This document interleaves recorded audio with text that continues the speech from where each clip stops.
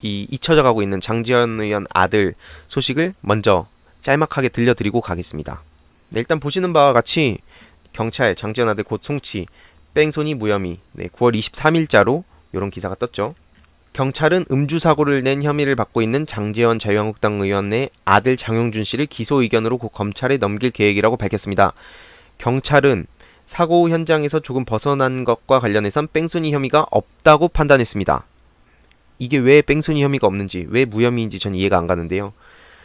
아무튼 그래서 경찰은 음주 사고를 내고 운전자를 바꿔치기 한 혐의를 받는 장용준 씨를 기소 의견을 달아 검찰에 넘기기로 했습니다. 장 씨에게 최종 적용된 혐의는 특가법상 위험운전치상과 음주운전, 범인 도피 교사입니다. 경찰은 애초 뺑소니 혐의도 염두에 두고 수사를 해왔지만 충돌 후 거리와 속도 등을 분석한 뒤 무혐의로 결론을 내렸습니다. 이게 말이 됩니까? 그리고 오늘 오전 기사가 떴죠. 경찰 장제원 아들 장용준 불구속 검찰 송치. 구속사안 아니야. 뭐가 구속사안이죠 그러면?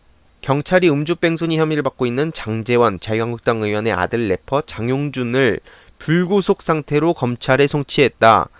서울 마포경찰서는 27일 장용준을 특정범죄 가중처벌법상 위험운전치상, 음주운전, 범인도피교사 혐의로 불구속 입건해 조사한 뒤 기소 의견으로 검찰에 송치했다고 밝혔다.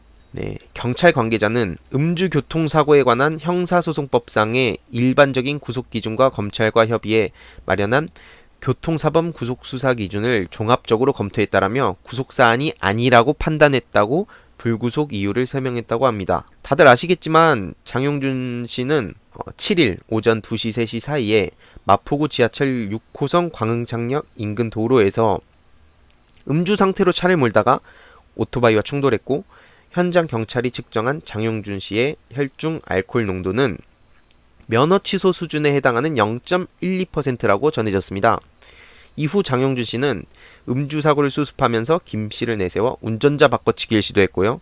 사고 피해자한테 금품 제공을 명목으로 합의를 시도했다는 의혹도 밝혀졌고 자기 아버지가 국회의원이라고도 얘기를 했다고 하죠.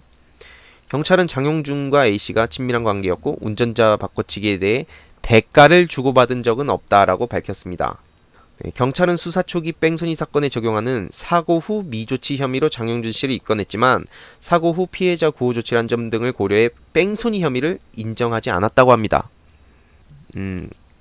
왜 일반인들과 왜 저런 기득권, 말 그대로 정말 그 권력의 정점에 있는 사람들의 자녀가 다른 걸까요? 우리 그런 유명한 말이 있죠. 법은 만인의 앞에서 이제 다 평등해야 되는데 만 명한테만 평등하다는 노회찬 전 의원께서 예전에 말씀하신 걸 봤는데요.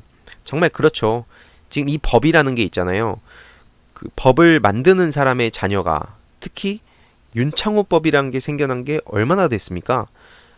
진짜 불과 몇 달 전 얘기 아닙니까? 근데 심지어 장제원 의원이 음주운전에 대해서 엄청나게 비판을 했었고 그리고 그 자식이 근데 이런 짓을 벌였다는 데 있어서 페이스북에 글 몇 개 올리고 끝났습니다.